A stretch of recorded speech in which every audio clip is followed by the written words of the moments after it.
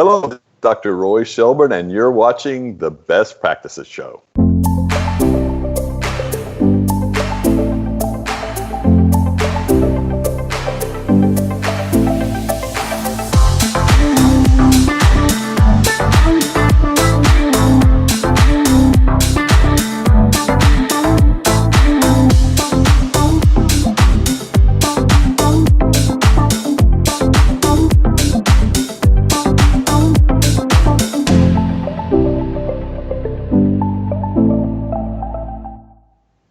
Hey guys, thanks for joining us on the Best Practices Show, where we take a look at the best business practices from the best dental practices all over the world. And if you're navigating the future of insurance and codes and private practice, you're noticing that things are hard and they're difficult and they're challenging. And today I got one of my good friends, an expert, who is going to share with us where the codes come from and the magic words that get you paid. So you don't want to miss this. This is really good stuff. Stuff that makes your brain hurt, but stuff that makes you practice work. And so do me a favor, grab a pen and hit the share button. Now, couple show notes. We're shooting this live on Facebook. So as you're watching it, if you have questions while we've got Roy on, that's the perfect time to add them to the feed, and I'll dish them right to Roy, and we'll get the answer right from the expert himself. Or if you're watching this later on, like a lot of you are, you're watching it late at night or whatever, add questions to the feed continuously, and you'll see Roy will get back to you, because we truly want you to get the most out of this while you're spending time with us.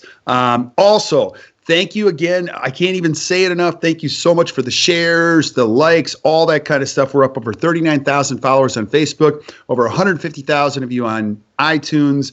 And so we don't even know how it's working. We're just doing it, and we're having fun doing it. We've got a ton of unbelievable experts lined up just in the next couple of weeks, so you don't want to miss that either. Now, my guest today, Dr. Roy Shelburne. Roy, I've known you for a long time. You are the best-looking bald guy in all of dentistry, best dresser, all that kind of stuff. Oh, wow. And you have a phenomenal story, and you have carved a niche. Now, I know you've been on the show twice before, and every single time it's like a mountain of content. I spend so much time writing down all the stuff that you say. Yeah. And a lot of people do know you, but we now have an international audience. We've got dental students watching. If somebody doesn't know who Dr. Roy Shelburne is, just give them a little background of who you are and what you do. Sure. I've been a dentist, graduated from dental school since 1981, set up my practice in my grandfather's hardware store building back home. Practiced for 27 years when I found that I was a target of a healthcare fraud investigation, went through the investigation process, was indicted, was charged with racketeering, money laundering, healthcare fraud, and I was tried in 2008, was found guilty, went to prison for 19 months, and in the process of preparation for the trial, during the investigation, and even afterward, I focused on what I did, the mistakes that I made, and my passion is to make sure that I am the last dental professional that goes to prison for things they didn't know or understand. In my particular case, the issue was $3.5 million, and the amount that was found that I got that I wasn't entitled to, $17,899.57. And even though we were able to show that there was treatment that I provided that I could have billed for, should have billed for, didn't, in excess of that amount, it didn't make any difference. So I've, since being released, have focused on the documentation, billing, coding pieces. I want everyone to maximize their legitimate reimbursement and minimize the risk. I don't want anybody else to suffer what I did for things they didn't understand. So that's what I do. Yeah, and your story is just an amazing one. I mean, you're one of those guys, a true hero in dentistry, who took something that was very hard, extremely hard, and you made it positive for all of us. And now, instead of, it's one of those things, you're making our lives better just by your expertise and your willingness to give. And if you've got a study club and you need an expert on this kind of stuff, this is your guy. Like, he'll come out. He's a phenomenal speaker. I get a chance to see you at all the major meetings. It's just a wealth of knowledge. And you also spend time in places none of us want to spend. Like, this is hard work, keeping up with what's going on in codes. And today we're going to be talking about where the dental codes come from and the magic words that get them paid. Now, you know how I like to do this. I always want to talk about the why. Why is this so important before we get into the how? Well, a lot of times we hear people complain about, well, why is this code this way? Or why does it not code for this or another? And to me, I always want to know why, like you, why there's not a code, but also to understand the process. And there's a process that involved in coding that hinders its ability to move as fast as dentistry does. Technology is moving so rapidly. There are techniques that are being used, and there's just no code to describe it because there's a cycle in the process of establishing codes. And if you understand the cycle, it will give you a better idea of why they are moving so slowly to keep up with the change in dentistry, but it also will give you the tools necessary. If you are providing a service and you feel that there's no code to describe that, there is a method for you or anybody, as far as that's concerned, to be able to submit a code to the code committee and have that code be evaluated and adopted if necessary. Things went back, it was probably in the early 2000s, when there was an argument, basically a fuss between the insurance companies and the American Dental Association. Both wanted to control the codes. They wanted to be able to establish them and to limit them or to pigeonhole them in a particular area. So there was a feud between the American Dental Association and the insurance industry that could not be resolved. So it actually was taken to court. There was a trial, and there was a court order made that split it down the middle, that said the committee will meet yearly, and there'll be 6 representatives from the insurance industry. There'll be 6 representatives from the American Dental Association. You're going to come together once a year and decide what codes you're going to add, change, or delete. The problem with that is, with 6 from the insurance industry and 6 from the dental industry, it was almost always a deadlock. So if there was a code that was submitted, the insurance industry would want it, the dental industry would not, it would fail. It had to have a majority vote. So for several years, back until 2012, there were almost no code changes per year. There were very few, and they were not significant when they did change. The court order ended in 2012, and there was a whole reassessment of the process. It ended up being there are a vast majority more dental representatives than there are insurance representatives now. So since 2012, we've seen about almost 320 code changes in that period, whereas before there's been almost none. So lesson number 1, if you don't have an updated code book, you're behind because those change. You're using references from years ago, and those codes may not be active, and even the ones that are the same, the descriptions may have changed somewhat so that they aren't applied in the same way. So you need to be familiar with those codes. That's a committee that I go to every year. Usually it happened in February in years prior to 2 years ago. It moved to March. It's at the committee meetings at the American Dental Association building headquarters in Chicago. And depending on the number of submissions, requests, it can take 1 day, it can take 3 days. So early on in the process, after the logjam was cleared, when the American Dental Association had more representatives than the insurance company, the first year it took 2.5 days to get through all the code changes. Wow. Then it's gotten a little bit fewer as years go on. This year there were 80-ish codes that were submitted. Anybody can submit a code for evaluation. There is a form at the American Dental Association website. If you go and download that form, there'll be specific instructions about how to fill out that application. But anyone, you don't have to be a dentist. You can be anyone from anywhere can submit a code for evaluation. Some insurance or some vendors, some people who provide products have actually submitted codes to have that product that they have introduced be covered with a code. The reason being is If you use a non-specified code, they're all, in every code category, there's a non-specified code, and it usually ends in 999. Mm-hmm. But if you submit a non-specified code to an insurance carrier, it's very unlikely it'll be considered for payment. They only pay recognized codes for recognized services. So if you're performing a service that you feel it's appropriate to have a code for, you can go to the American Dental Association website, download that. The deadline for that is October 31st. So all the codes that they receive, requests that they receive now till October 31st, those are accumulated, put together, and they are distributed to the committee members. That committee meets in March. All the submissions are reviewed. They're either accepted, they are declined, or they may send them to committee to be modified or worked on to be evaluated the next year. For those codes that are accepted in March of this year, they become effective January 1st of next year. So the codes that were submitted in 17 were reviewed in 18 and will become codes in 19. So there's a 3-year lag between. So therein lies part of the issues. For example, the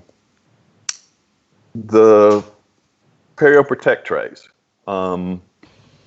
Those were developed a few years ago. They had a representative that came to the Code Maintenance Committee, made a request for a code to describe that procedure, went through the process, but it was 3 years after they presented that request to the Code Maintenance Committee before it was processed and became a code. Mm-hmm. So therein lies part of the problem. There is a lag between the time when the code is necessary until when the code is actually in the code set. Interestingly, there have been some codes that have been introduced almost every year that I've been going and have never been adopted. The use of lasers being one of them. They wanted a code to describe laser therapy. And to kind of get you behind the curtain, the reason why it's been denied, they establish codes based on the service that's being provided. So depending on how you're using that laser, so if that's part of your scaling and root planing procedure, they feel that anything that you use during that procedure to accomplish scaling and root planing is included in that process. They don't care whether you use a scaler, whether you use a laser, or whether you use a butter knife. It's not the tool you use, it is the service that you provide. And there's a little bit of confusion there about, well, why don't they recognize the laser service? And it may be, in some instances, an adjunctive service different from, but it all depends on what your ultimate goal is in providing that service, regardless of what you use. So, like I said, anything you use to accomplish an appropriate scaling and root planing, it's scaling and root planing, regardless of what you use to be able to do that. So it's a good idea if you have a code that you'd like to add to work with the specialty that it might involve. For example, if it's a periodontal issue, you might get in touch with the AAP, work with them to help submit that code. If it comes from one of the larger recognized specialties, that's going to have more weight than if it comes from a general dentist. So like I said, before you do it independently, if it's a restorative procedure, you might contact the prosthetic specialties, depending on how it's used. And there'll be more weight, and they'll help you through the process, understanding the ins and outs of submitting codes to the Code Maintenance Committee. It increases the chances it's going to be improved or approved. So they can, like I said, either adopt it, they can decide not to adopt it, or they can refer it to a committee to determine. And an example of that, the 4346 code, the scaling in the presence of moderate to severe generalized inflammation, that was a result of a committee's work to come up with a code that was palatable for everybody. The insurance companies, in addition to, they are hoping that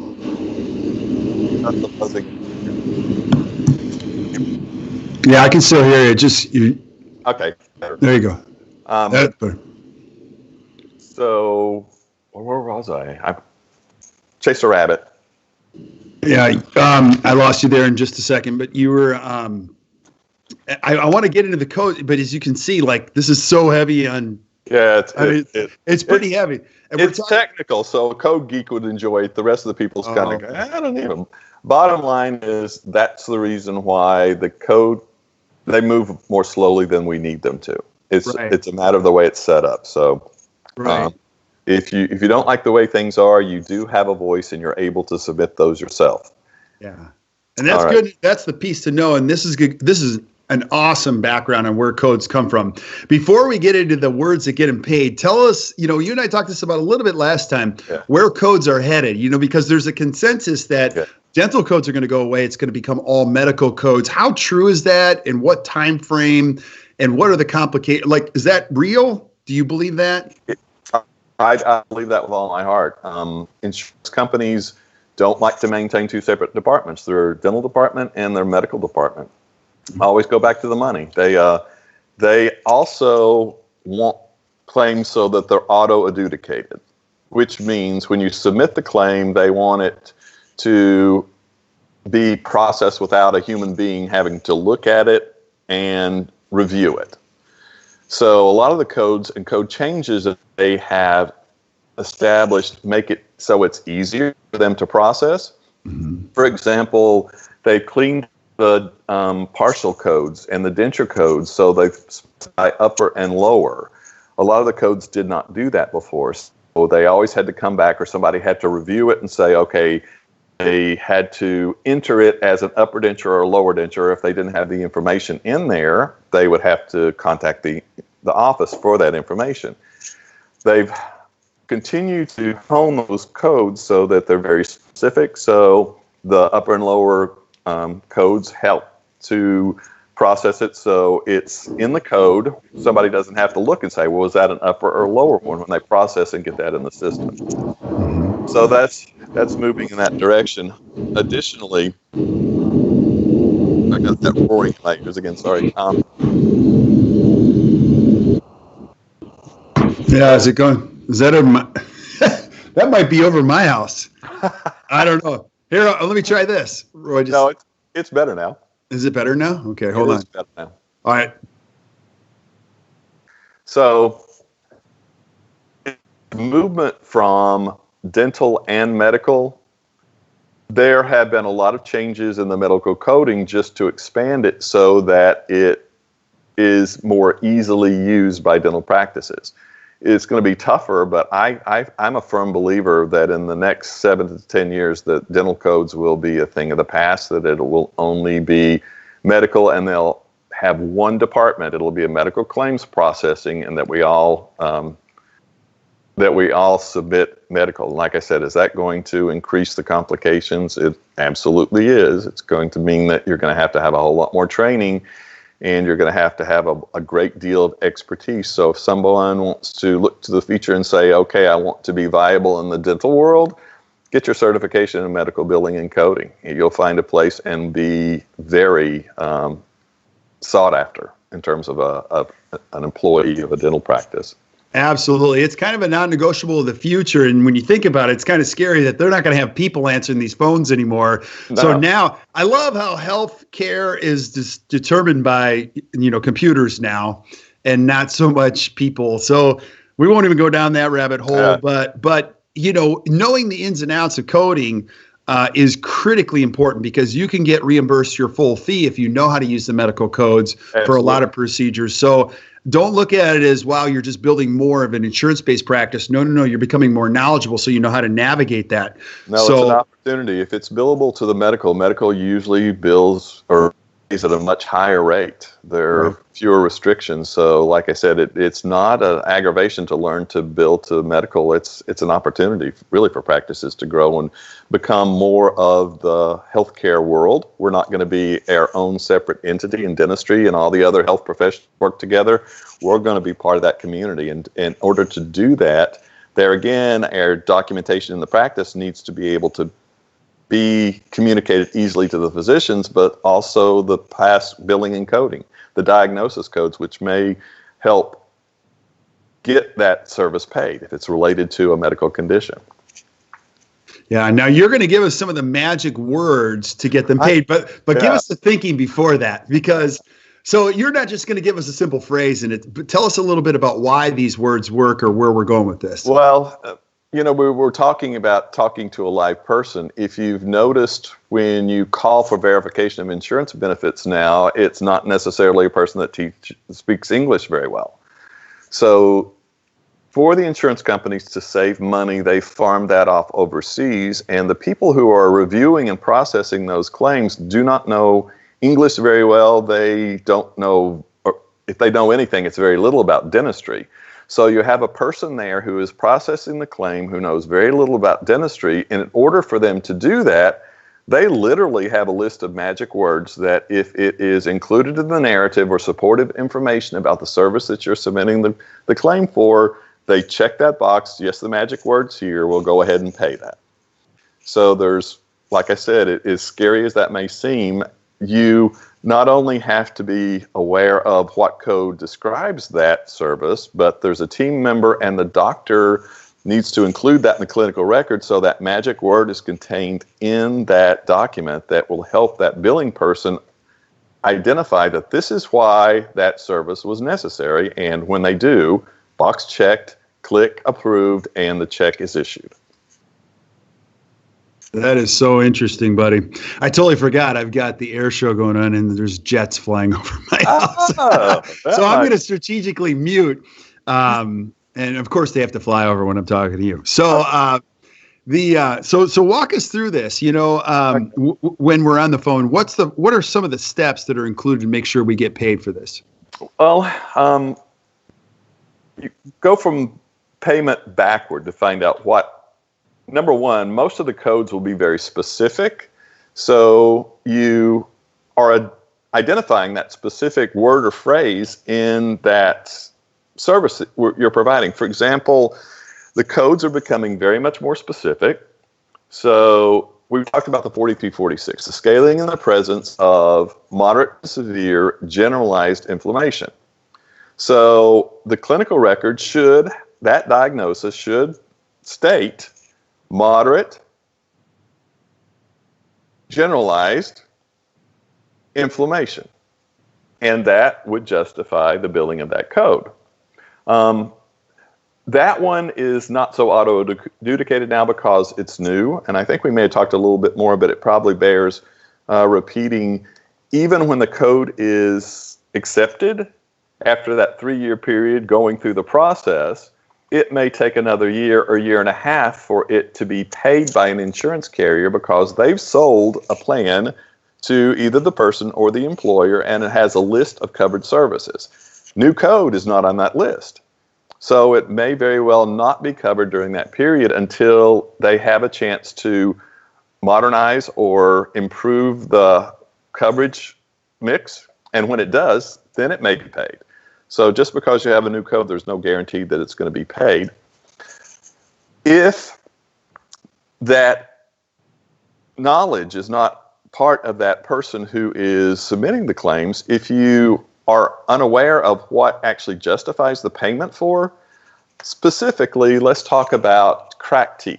A lot of dentists and teams have a hard time having a cracked tooth be approved with many of the plans. The reason for that, most plans considered a crack normal. A lot of teeth are cracked. The issue that will justify the crown to be able to be reimbursed by that, there has to be pain associated with. So you're either going to have pain on release, pain on biting, or hot and cold sensitivity as a result of the crack. A lot of times, the person who is submitting the claim there'll be a great photo there. There's this big honking crack in the tooth, and you'd think, well, anybody could see this, and it looks like it's going to break, so why in the world did they deny this? Plans, from their point of view, consider cracked teeth normal. A lot of teeth will crack over time unless there is a mitigating circumstance, for example, pain associated with, they don't consider it medically necessary. So there again, you may think, okay, this picture shows, obviously there's a huge crack, but unless you disclose to the insurance carrier that there is pain, they probably will not pay it. So the magic word for a cracked tooth is pain or discomfort of some kind, and how the patient is experiencing it. It's also going to have pictures as well, but that's a case where there's a magic word as well. One thing I do want to ask you is give us some perspective. We joke in dentistry, it's the pre-denial. We fill out a pre-denial. How many claims get denied? Just give us some perspective on that as best you know. It depends on the service. Insurance companies have focused on particular areas that they feel that there's abuse, and there may be some issues. They either may reduce the reimbursement for that particular service, or it may be that they ask for additional information or will write different clauses in that plan that will reduce the reimbursement for. Periodontal treatment's huge bugaboo. They feel like it's being submitted, scaling and root planing specifically, more commonly than necessary. So as far as the magic words that would justify reimbursement for scaling and root planing, one of three things has to happen. Bleeding on probing, because bleeding tissue is not healthy. Number two, there needs to be pocketing 4 millimeters or greater. And the kicker usually, if it's booted out, it's the bone loss. And most carriers say there needs to be 10% of the bone loss for it to justify scaling and root planing. So you may have a patient who comes in and everything looks horrible. The tissues are swollen, but those are pseudo pockets. If the bone loss is not evident, then that will not justify the reimbursement for the scaling and root planing. So when reviewing that, you need to make sure when the doctor reviews the radiographs that there is significant bone loss there to justify that scaling and root planing. And like I said, they're pushing back because they feel like that is submitted more frequently than necessary. And actually, the reason the new 4346 code was introduced, it gave offices that alternative. That gives them a code that they can use that describes the work, a higher level of work that you need to do for that patient who presents with inflammation and pseudopockets and bleeding and unhealthy tissues. Very interesting. Now, so take us through walk us through the magic words piece of it, though. Obviously, this is going to change over time. They're going to change the magic words, but what are the magic words for now? Well, for example, raising a reimbursement for an extraction from being a basic simple extraction to a surgical extraction, two magic words there. You have to use one of the two, or you can use both the two. Number one, sectioning. The tooth had to be cut to be able to get out, or the other thing, bone removal. So you have to at some point remove the bone to be able to get the tooth out. In years past, and this is one of the cases where the code has changed a little bit, it indicated flap and sutures. That's no longer a part of it. That's included should it be a part of the surgical extraction. But if you have to lay a flap or suture the area and you don't section the tooth and you don't remove bone, that is not surgical. So there are a lot of confusion there. The magic words are sectioning or bone removal. Love it. Love it. Yeah. Okay. All right. What else are you seeing out there as far as magic words for other procedures? Well, you have to be aware that when treating the mouth in general, you have to establish medical necessity. So that relates, for example, to radiographs. Being due, the magic word for being due is medically justified, not what the insurance is going to pay for. So when putting together your treatment plan and what you're going to do as a preventive procedure or to take radiographs for a patient, you need to think about, is this something that I need as a provider to meet standard of care? So the magic word is justified. It has to be justified medically. The FDA and the ADA put together a document in 2008, updated in 2012, that is a great supportive document. It actually outlines what would be considered medically necessary. It actually it has a grid available that some risk factors at the top, age of the patient on the other, and it's going to give you a box of what is generally considered standard of care. That's not a be-all and end-all, but it gives you a good idea what the standard would be for a person with a risk of whatever that level might be and an age of a certain other level. As far as the scaling and root planing piece, the standard of care for a patient with a periodontal issue would be a full mouth series.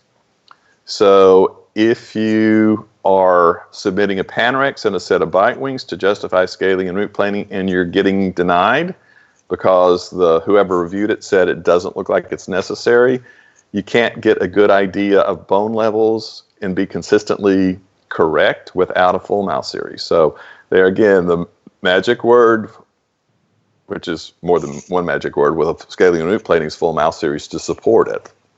So if you're sending just a Panorex and bite wings in, there's a good chance that they will disallow it because they can't. The person who reviews it, the dentist who reviews it, can't see what the normal person providing care, standard of care, would see in a full mouth series. Yeah, and I could already see the complications in this. A lot of times, these are going to be clinical things that are talked about, and then somebody administratively is going to be filling this out who has no idea. And that's why, as a dentist, it's critically important. You got to do a clinical calibration with your team members so they know how to communicate, correct? Absolutely. To document, to communicate, and to support that service that you are providing for the patient. It's a whole team effort. Everybody's involved. To be honest with you, everybody needs to understand the requirements as far as the documentation piece to be able to give that person who is in the business area in submitting that claim the support they need to be able to get consistent reimbursement for. And there's actually a kind of a danger there as well. Make sure that is documented, because in some instances, the business person does not have the necessary information to justify, for example, that crown. So they may go to the chairside assistant, may go to the doctor and say, hey, you've diagnosed a crown for this patient, and I can't see from your clinical record what justified, why it was necessary. Can you tell me? And the doctor may go ahead and then dictate what the observation was. Well, there was a mesiobuccal fracture, the cusp was missing, 2/3 of the crown was, or 2/3 of the tooth was a filling, recurrent decay, there wasn't enough tooth structure once we get all that cleaned out to support a filling, so the crown's necessary to restore contour and function. So the business person would be writing furiously to get all this information down, goes to the computer, enters all the information, fires that off to the insurance. That business person, if they're well educated, know that they need to put that in the clinical record, because otherwise it doesn't get in there. And heaven forbid a practice is audited. In this particular instance, the scenario that I talked about was one of the claims that is being audited. The insurance person has the claim in one hand, and they read that and it's perfectly justified, the crown that's being provided, and then they review the clinical record and there's nothing in there that reflects what was in that the claim. There's a good chance that they'll ask for the money back for that service because it's not justified by the clinical record. So magic word there is documentation. Right. Yeah. And I see so many times, in these courses that are so great you provide them, you can just see the team members been sent to do this and the doctor's not present, or, it is a team effort. Everybody's got to know how this works. It is. And the part you made about calibration, it is vital. Everybody understands how the system works and who takes part and does which piece of that. It's not just the clinical people. It's not just the business people. It's not the doctor. Everybody has to work together, understanding what's necessary to make sure that you capture all the information, provide it appropriately, and get reimbursed for. Right. You know, as a dentist, you might be watching this, you thinking, gosh, Kirk, that's too hard. I got so many other things going on.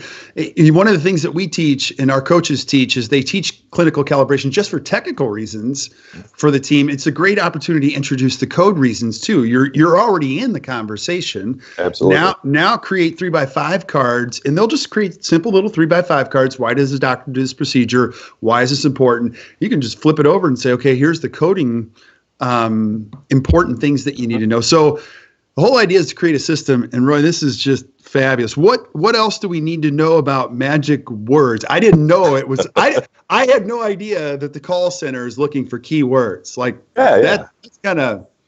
No, it's anything that you're looking at. They are going to have the criterion. I encourage you, if you have something denied, go to the website and look for the magic word. Most of the insurance carriers, if you go in, you poke around, it will give you justification, what their criterion is to justify that service. For example, crowns, for example, scaling and root planing, they'll tell you what their own magic words are. Different insurance companies are different too in terms of what they're looking for. So be aware that some of the basics, some of them are universal, but some plans will have exactly what you need to include in that claim to justify it. And, you know, as far as magic words on denials, you need to, anytime you get the denial from the insurance company, I go to their meetings where the dentists who actually work for the insurance companies, they're the ones who review claims, and the one thing that hacks them all off more than anything else is to cite the doctor's credentials.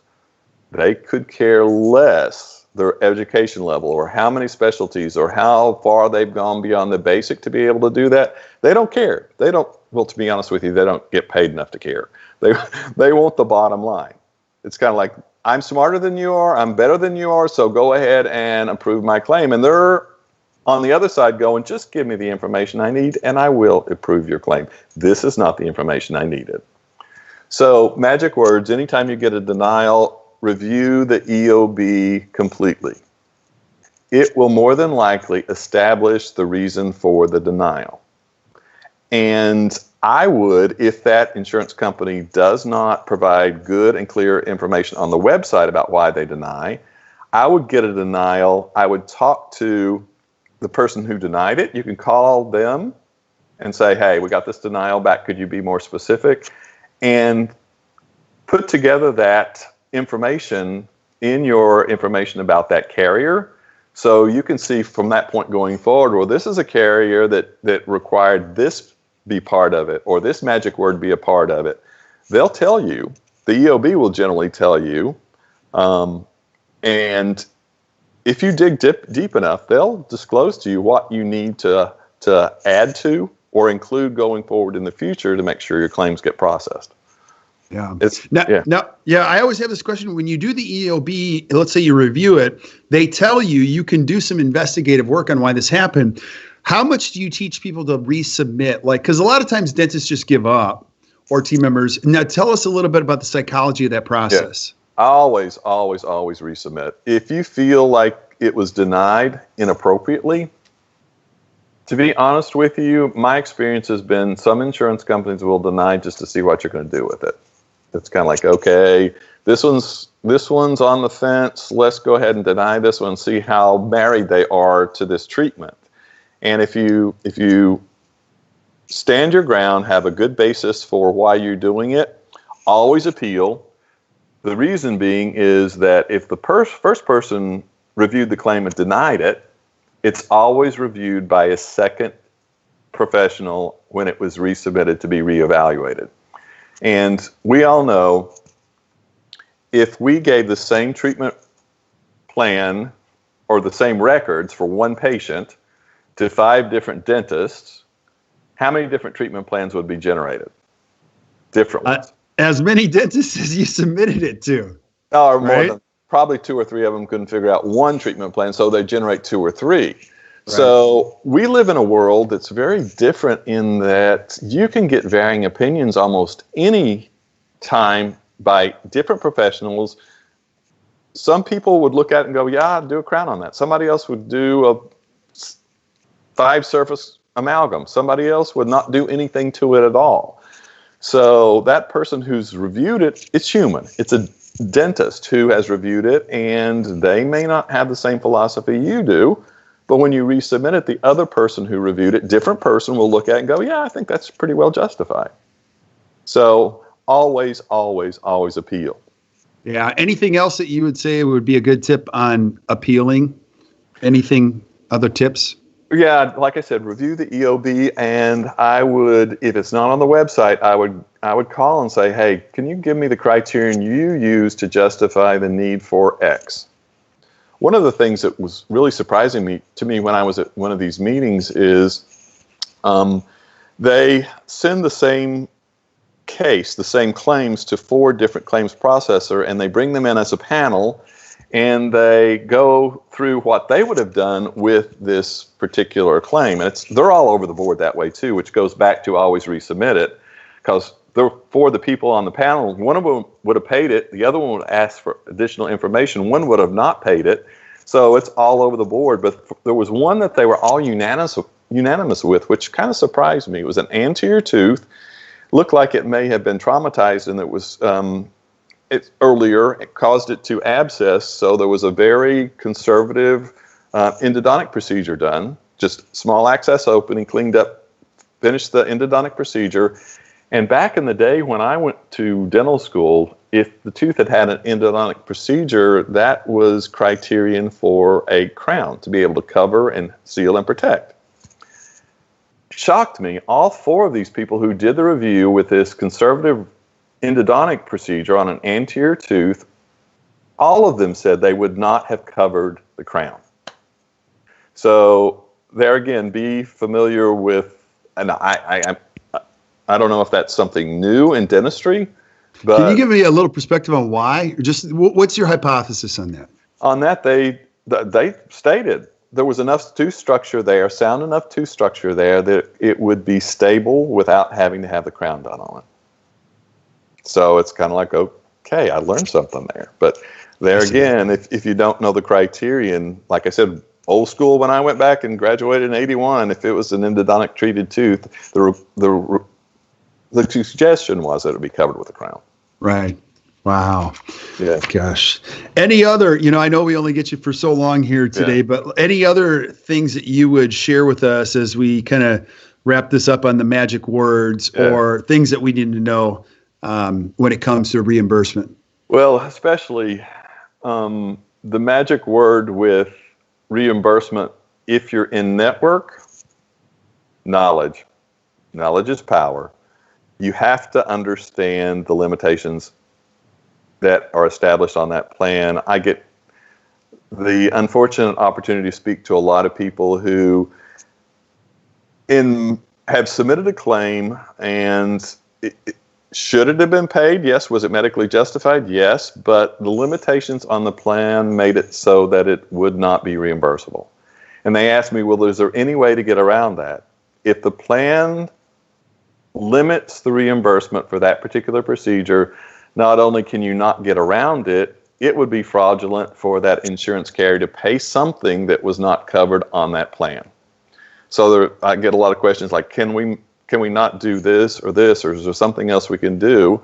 And if the contract says no, it will not be paid, it will not be paid whether or not it's medically justified. So understand what that contract says, and that you are bound by your signature on the contract to adhere to every component.